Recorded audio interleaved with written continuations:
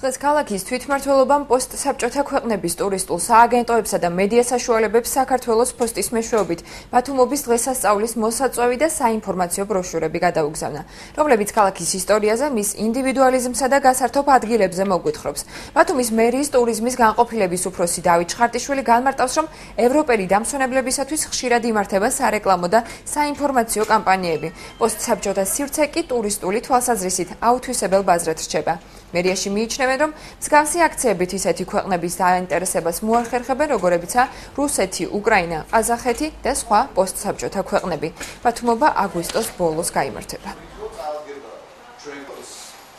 ჩვენ გადავაგზავნეთ 100-ზე მეტი წერილი, მოსაწვევი წერილი, სადაც წარმოვაჩინეთ ბათუმი, როგორც შავი ზღვისპირეთის კულტურული საგანმანათლებლო დედაქალაქი, უზარმაზარი პოტენციალის მქონე, აუთვისებელი პოტენციალის მქონე პოსტსაბჭოთა სივრცეს ქვეყნების მიერ.